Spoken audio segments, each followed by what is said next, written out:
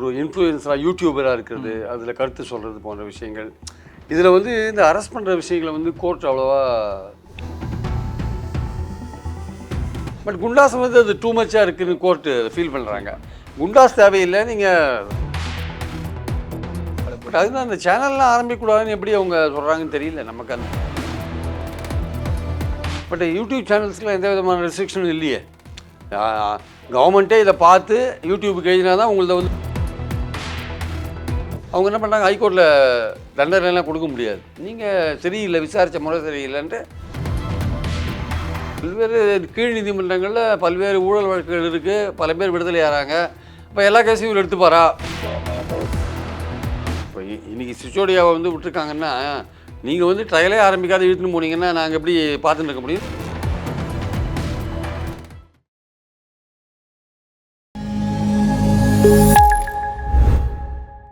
நாதஸ்மினர்களுக்கு வணக்கம். அரசியல் சார்ந்த பல நிகழ்வுகள் இருக்குது, அது குறித்து அலச மூத்த பத்திரிகையாளர் பிரியன் நம்மோட இருக்கிறார். வணக்கம் சார். வணக்கம் சார்.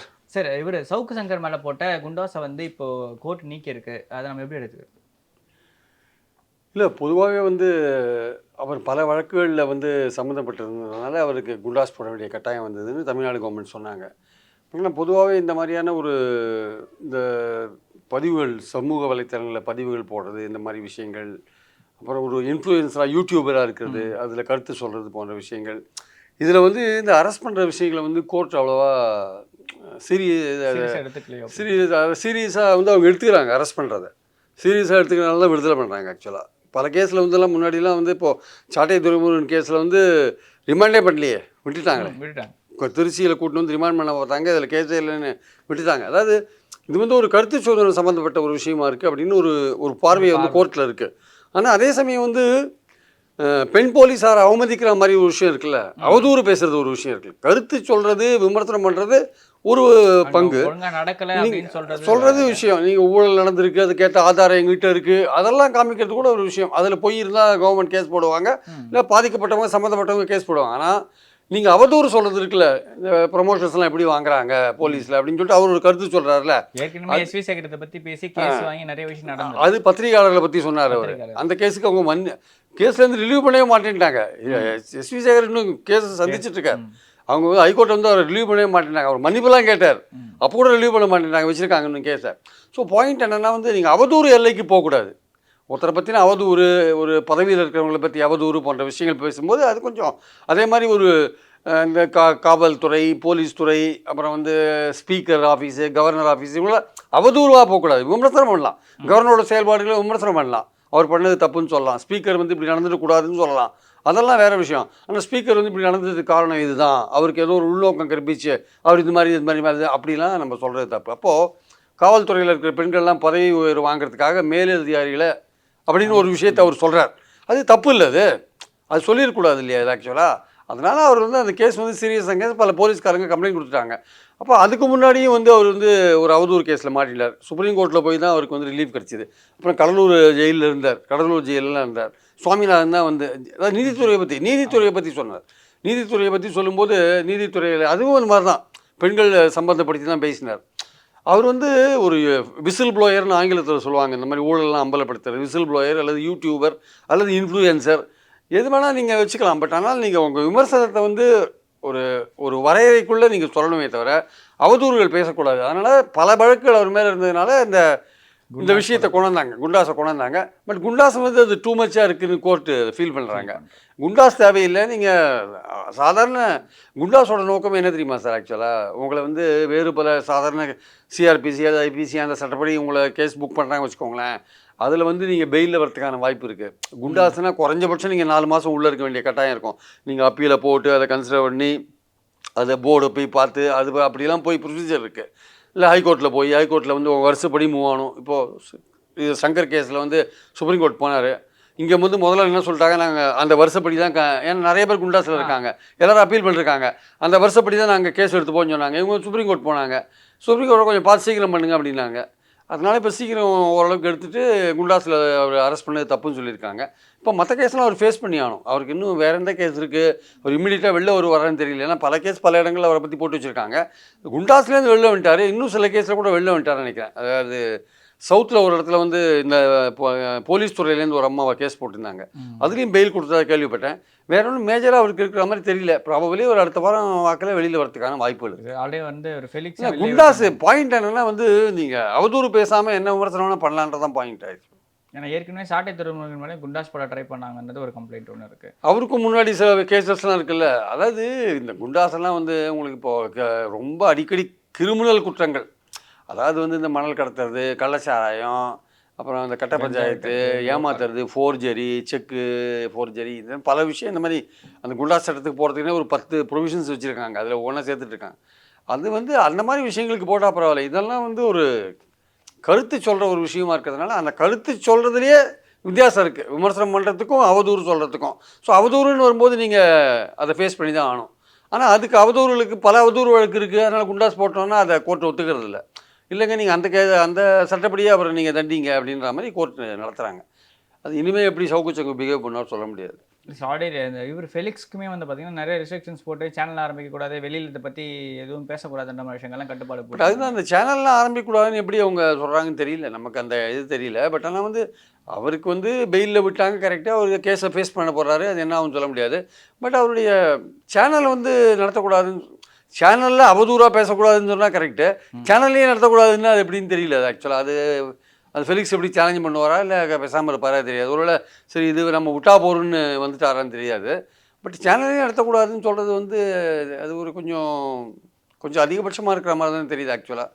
ஆனால் ஃபெலிக்ஸ் வந்து ஃபேஸ் பண்ணணும், சட்டத்தின் முன்னாடி அவர் ஃபேஸ் பண்ணணும்.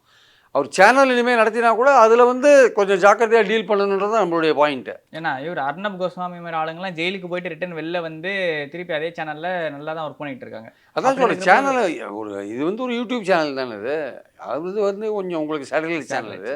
ஸோ இதில் வந்து நம்ம பாயிண்ட் என்னென்னா வந்து நீங்கள் எந்த சேனலும் நடத்துங்க, அது நீங்கள் சேட்டலைட் சேனலாக நடத்துங்க, இல்லை வேறு எந்த சேனலும் நடத்துங்க. பட் அதனால் வந்து அவதூறு அப்படின்ற விஷயம் கூடாதுன்றதான் பாயிண்ட் ஆக்சுவலாக. சார் ஆனால் அப்படி பார்த்தா அவதூறுக்குன்ட்டே நிறைய பேர் சேனல் நடத்துகிறாங்க அப்படின்ற மாதிரி விஷயங்கள்லாம் இருக்குது. ஆல்ரெடி வந்து பார்த்தீங்கன்னா மாரிதாஸ் வந்து இவர் முன்னாள் இராணுவ தலைவர் பிபின் ராவத் வந்து விபத்தில் மரணம் அடைஞ்சப்போ வந்து பார்த்திங்கன்னா இந்த மாநிலத்தில் என்ன வேணால் நடக்குன்ற மாதிரி ஸ்டேட் கவர்மெண்ட்டையே ஃபுல்லாக அக்யூஸ் பண்ணுற மாதிரியான விஷயங்களை போட்டு மாரிதாஸ் அரெஸ்ட் பண்ணியிருந்தாங்க. அவருக்கும் பெயில் கொடுத்துட்டாங்க. இந்த மாதிரி விஷயங்கள்லாம் சோஷியல் மீடியா நம்ம இன்னும் ரெகுலேட் பண்ண வேண்டியது இருக்குதோ நம்ம பார்க்க வேண்டியது இருக்குல்ல. சோஷியல் மீடியாவை ரெகுலேட் பண்ணுறதுன்னு ஆரம்பிச்சிங்கன்னா உங்கள் கருத்து சுதந்திரத்தை முடக்கிற மாதிரியான ஒரு சூழல் தான் வரும் கடைசியில். அது ஆக்சுவலாக இப்போ government of information and broadcasting, government of India ஏற்கனவே சில சட்டங்கள்லாம் இருக்குது. அவங்களாம் மானிட்டர் பண்ணி தான் இருக்காங்க, யூடியூப் எல்லாத்தையும் மானிட்டர் பண்ணி தான் இருக்காங்க. இன்னும் சில சட்டங்கள் கொண்டு வர போகிறதா சொல்கிறாங்க. அது என்ன மாதிரியான சட்டங்கள் இருக்கும் எப்படின்னு நமக்கு சொல்ல முடியாது, கருத்து சுதந்திரத்தை முடக்கிற மாதிரி இருக்கா இல்லையான்ட்டு. இப்போ யூடியூபுக்கெலாம் வந்து எந்த ஒரு சென்சார்ஷிப்பும் இல்லாதனால இப்போ சேட்டலைட் சேனலுக்கு கூட உங்களுக்கு ப்ராட்காஸ்டிங் கார்பரேஷன் ஆஃப் இந்தியா இருக்குது, அதில் உங்களுக்கு கம்ப்ளைண்ட்லாம் ரைஸ் பண்ணலாம் அப்படின்ற பாயிண்ட்லாம் இருக்குது. பட் யூடியூப் சேனல்ஸ்க்குலாம் எந்த விதமான ரெஸ்ட்ரிக்ஷனும் இல்லையே.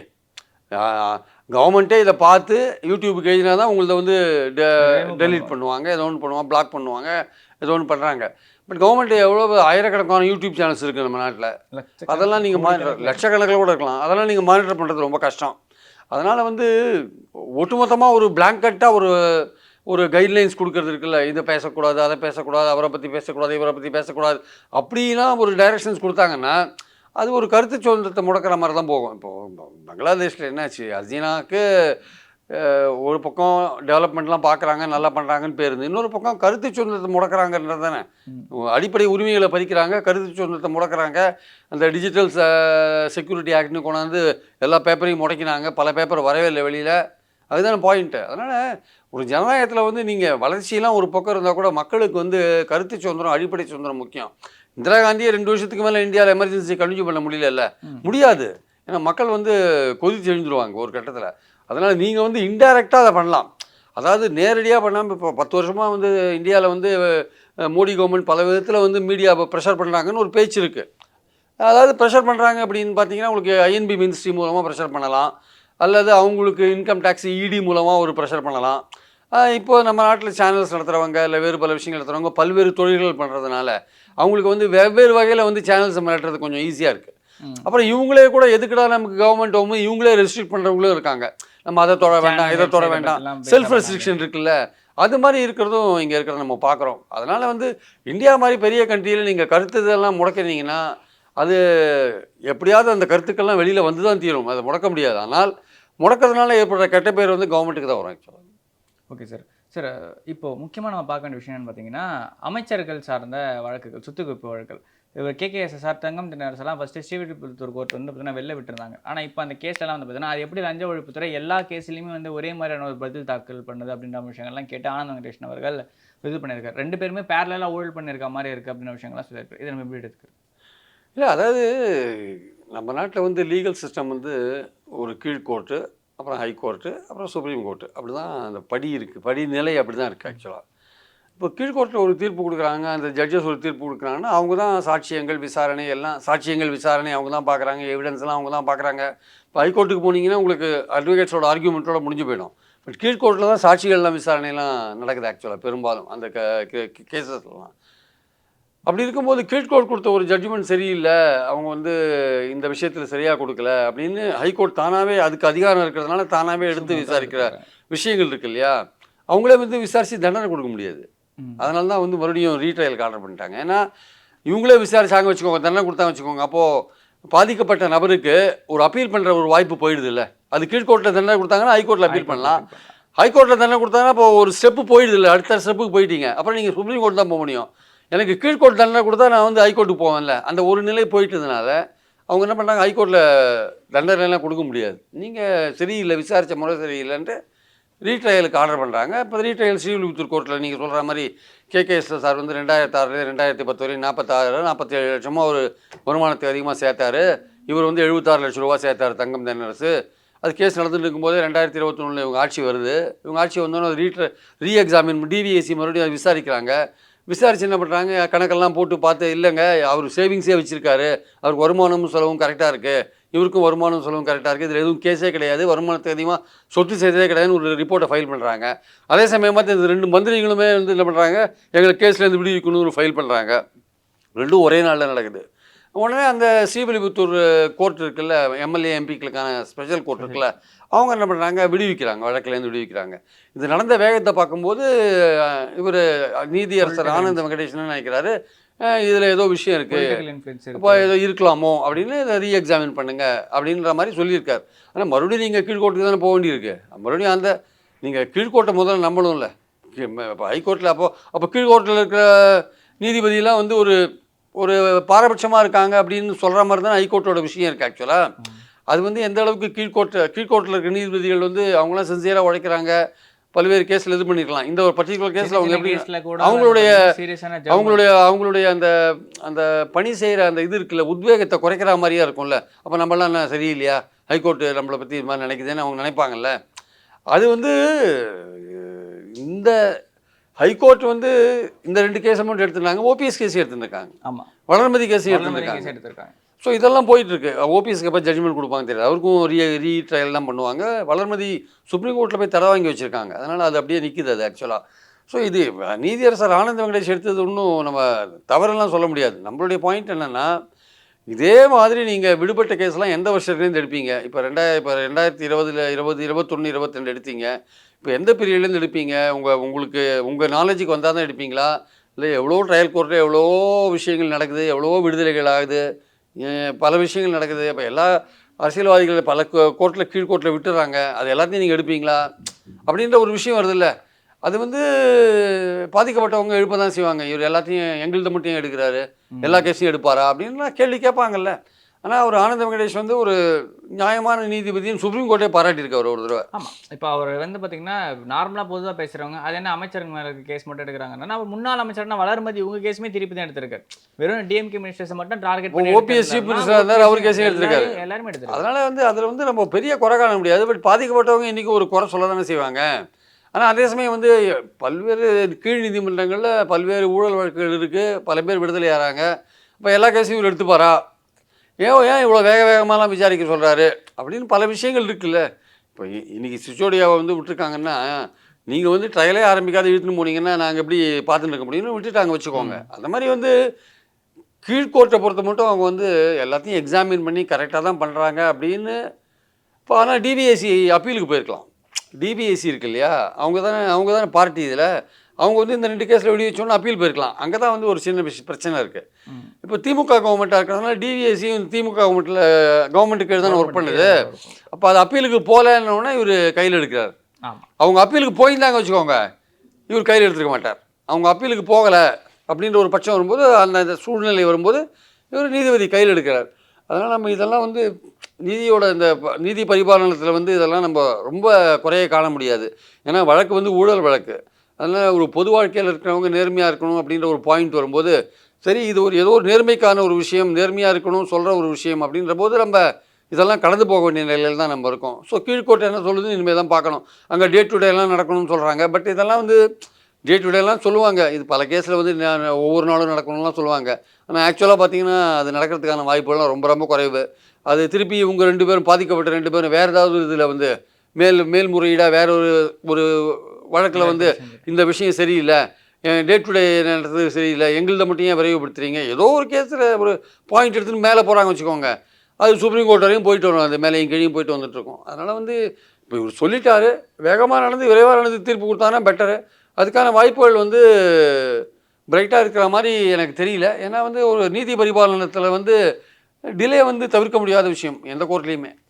சார், ஆனால் தாமதிக்கப்பட்ட நீதி, மறுக்கப்பட்ட நீதி மாதிரி தான் ஒரு விஷயம். ஆமாம், டிலேடு ஜஸ்டிஸை வந்து ரெஃப்யூஸ்டு ஜஸ்டிஸ்னு அப்படின்னு சொல்கிறாங்க. அதான் வந்து அதே சமயம் வந்து ஜஸ்டிஸ் டன்னுன்னு ஒன்று இருக்குது. அதாவது நீதி தீர்ப்பு கொடுத்தா மட்டும் இருக்கக்கூடாது, நீதி வழங்கப்பட்டதாக இருக்கணும். நீதி கொடுத்தாங்க அப்படின்னு சொல்கிறோம், நீதி வழங்கப்பட்டதான ஒரு தெளிவு அல்லது ஒரு பார்வை இருக்கணும். ஆக்சுவலாக வந்து அதாவது அது கேட்குறவங்களுக்கு கூட இது கரெக்டுப்பா, ஜட்ஜி கரெக்டாக தான் பாயிண்ட்டை பிடிச்சிருக்காரு, இவங்க பண்ணது தப்பு தான் அப்படின்னு அது கேட்குறவங்க படிக்கிறவங்க கூட அதை உணரணும். அந்த மாதிரி விஷயம் இருக்கணுன்றதான் பாயிண்ட் ஆக்சுவலாக. Okay sir.